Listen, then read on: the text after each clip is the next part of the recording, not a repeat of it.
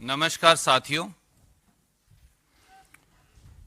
आज मैं और हमारे साथी कांग्रेस के नेता प्रबुद्ध खिलाड़ी विजेंद्र बॉक्सर जी तकलीफ और पीड़ा के माहौल में आपके बीच में उपस्थित हैं।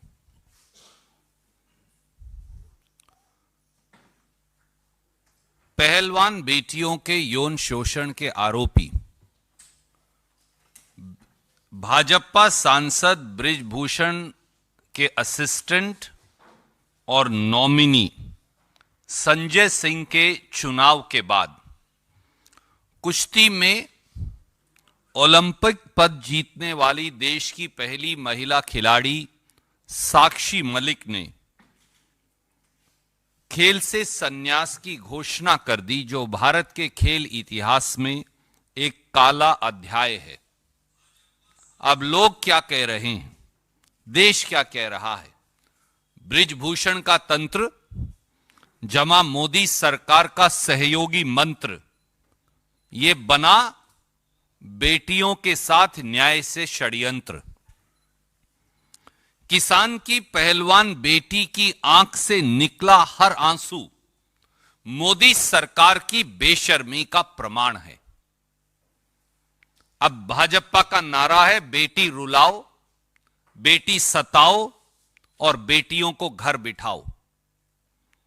खिलाड़ियों के आंसुओं, बेटियों की बेबसी और खेलों से खिलवाड़ पर संसद और सरकार मौन धारण किए हुए। इन चैंपियन महिला पहलवानों, किसानों की और देश की बेटियों के साथ जाति और अन्याय के लिए सीधे सीधे मोदी सरकार दोषी है।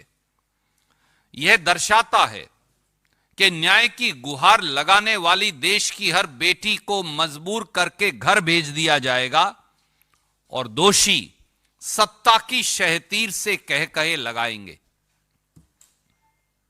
और बेटियों की बेबसी और लाचारी का मजाक उड़ाएंगे। शायद इसीलिए यौन शोषण के आरोपी और भाजपा के चहेते सांसद बृजभूषण ने कल भारतीय कुश्ती संघ के नतीजों के बाद कहा, एंड आई कोट, दबदबा था दबदबा रहेगा। यही नहीं, न्याय की गुहार लगाती हुई बेटियों को चिढ़ाते हुए बृजभूषण सिंह ने यह भी कहा और कहा, नकारते हुए बेटियों को कहा कि जो पहलवान राजनीति करना चाहते हैं वो करें। मोदी सरकार ने इसलिए यह साबित कर दिया है कि अब इस देश में गुण, शिक्षा और काबिलियत की जगह नहीं है।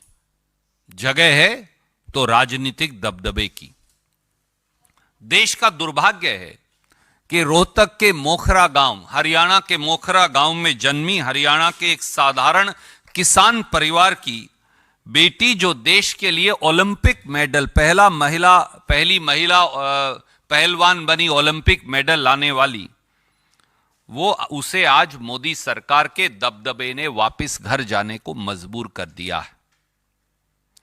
देश की पहलवान बेटियां, मेरे साथी विजेंद्र सिंह भी बैठे थे उनके साथ, 39 दिन तक जंतर मंतर पर देश की संसद पर दस्तखत देती रही, सिसकती रही, रोती रही, न्याय की गुहार लगाती रही। पर प्रधानमंत्री जी, गृह मंत्री जी और खेल मंत्री जी ने उन्हें न्याय देने की बजाय उनको भाजपा की दिल्ली पुलिस के जूतों से कुचलवाया और सड़कों पर घसीटवाया।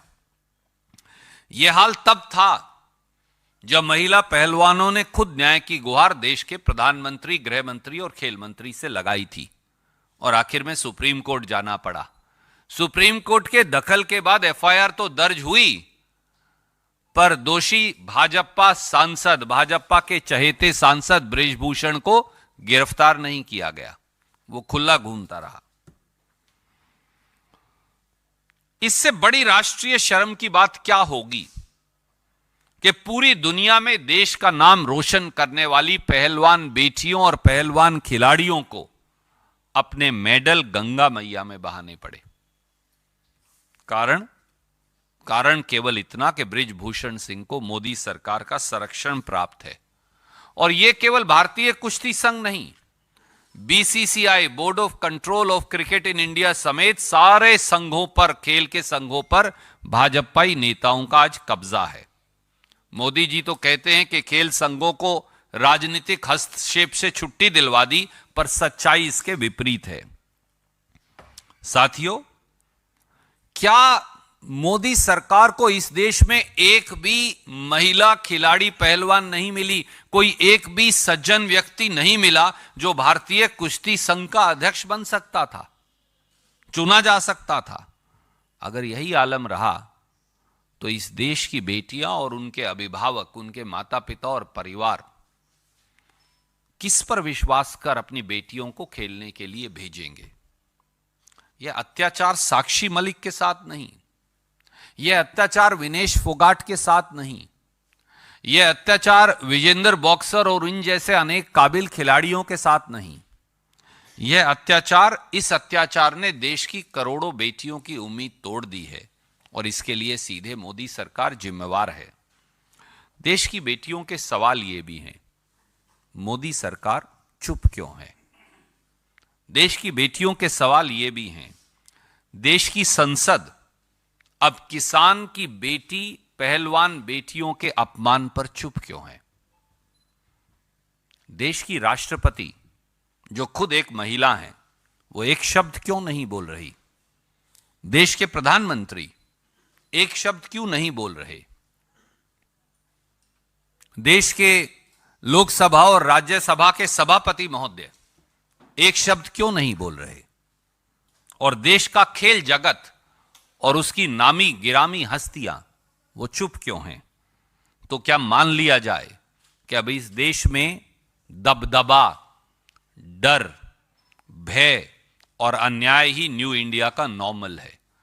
मैं मेरे साथी विजेंद्र भाई से, जो मन की भावनाएं गांव की सरल भाषा में हम लगातार बोलते हैं, उन्हें कहूंगा कि वो अपनी टिप्पणी देंगे और उसके बाद हम आपका सवाल लेंगे। थैंक यू भाई साहब, बहुत जल्दी आपने लोगों को समझा दिया कि क्या कहना चाहते हैं और कांग्रेस पार्टी का क्या रुख है इसके ऊपर। एक खिलाड़ी होने के नाते, एक प्लेयर होने के नाते, एक खिलाड़ी, महिला खिलाड़ी का मैं दर्द समझ सकता हूँ। और जो कल का दिन था वो हिंदुस्तान के इतिहास में खेलों के स्पेसी, जो मैं एक शब्द यूज करूँ तो उसमें काला दिन है।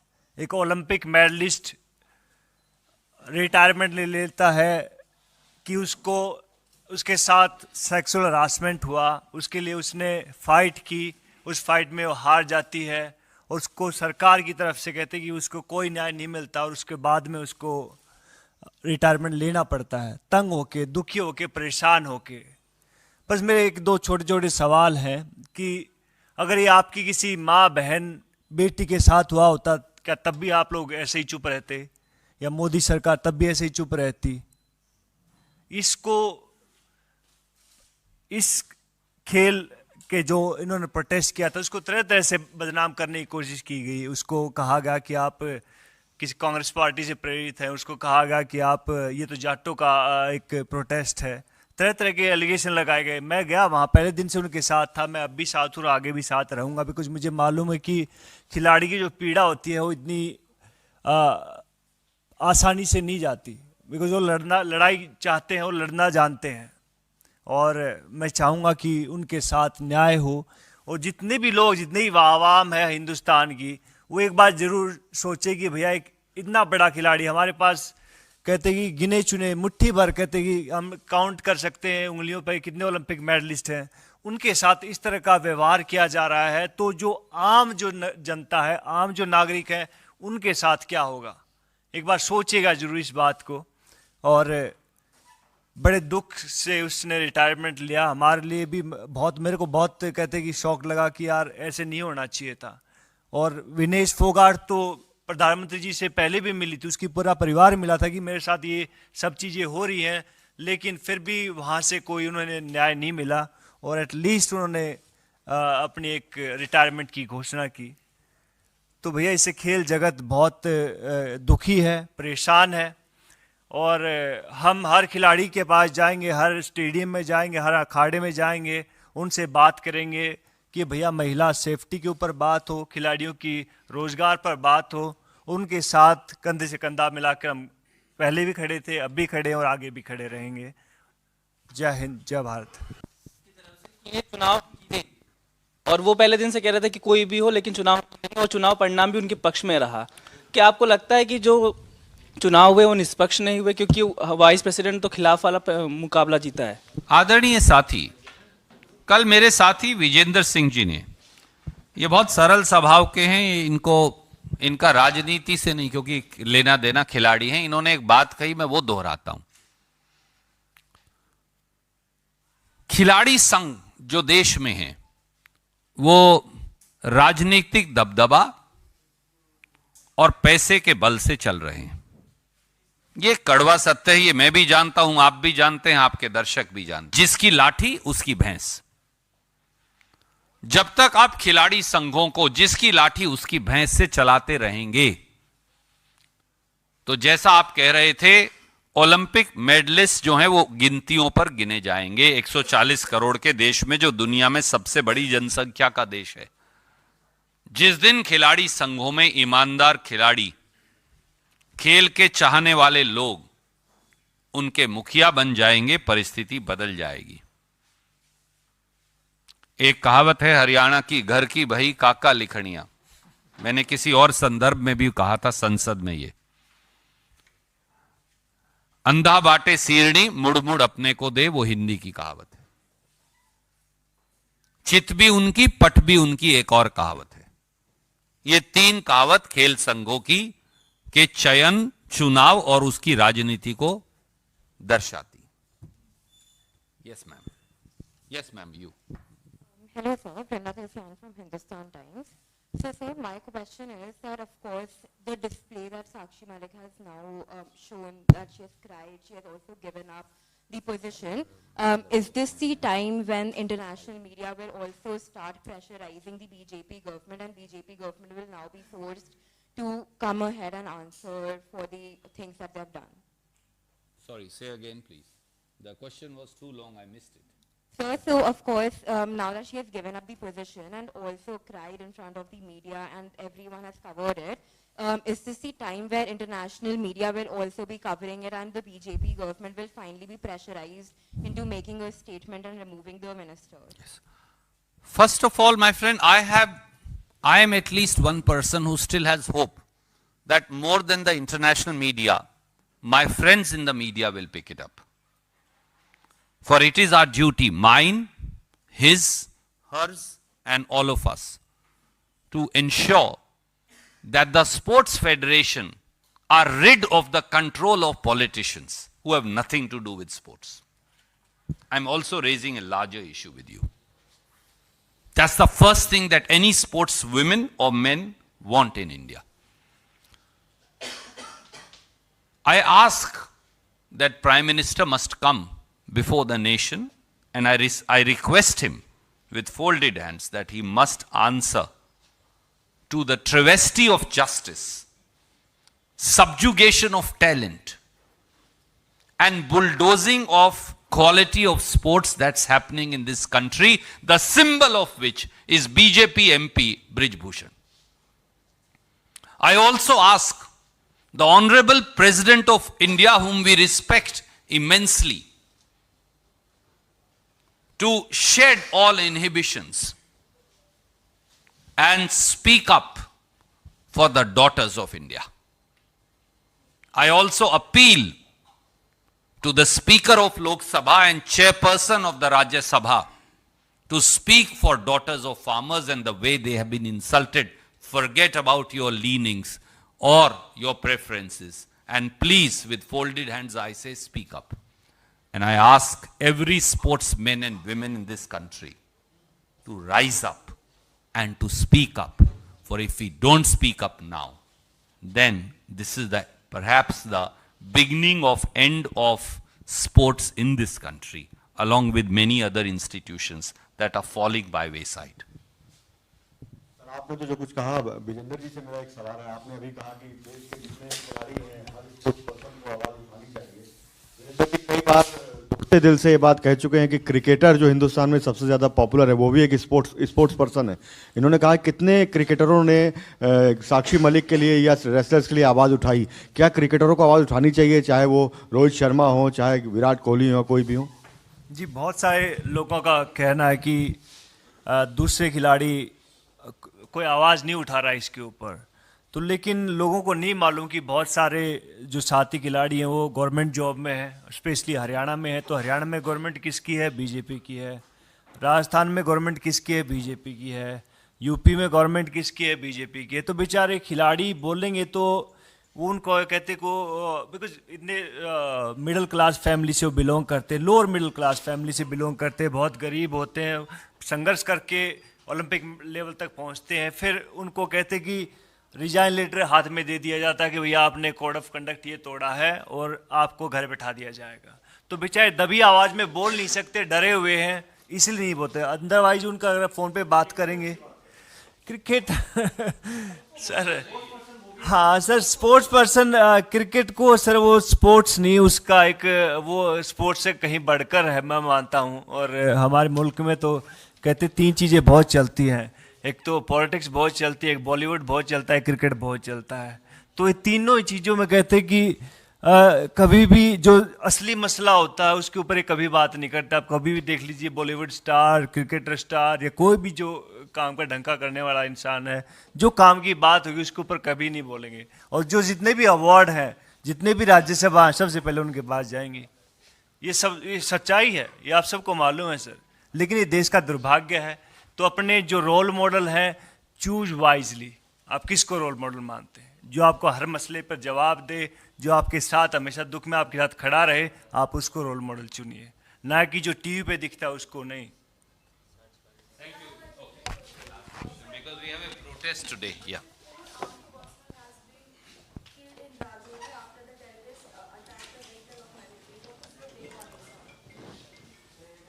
On behalf of Indian National Congress, we pay our homage to the martyrs who have given the ultimate sacrifice for Mother India, fighting terrorism and terrorists.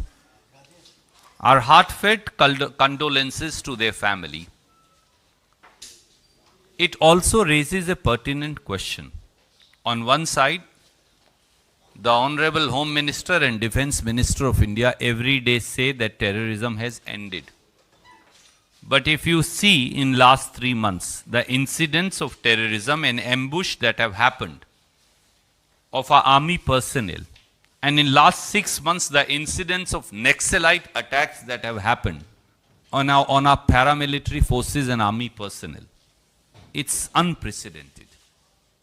So I think it calls for a serious internal security review, as also the situation at our borders by the Prime Minister of India and sharing it with the country. More so when China continues to occupy large tracts of Indian territory in eastern Ladakh, and they are setting up villages in Arunachal Pradesh. They are at the borders in Bhutan, including constructing roads up to the Chicken's Neck, what we call the Siliguri corridor. And there are reports of incursions by the Chinese in Uttarakhand. One instance where they came up to a bridge. So I think these are important issues. Bereft of any politics, I urge upon Prime Minister and the Defence Minister and the Home Minister to have an internal security review and the review of our borders and the situation prevailing thereupon, and tell the country by when will they show red eyes to China and reclaim the Indian territory. Thank you.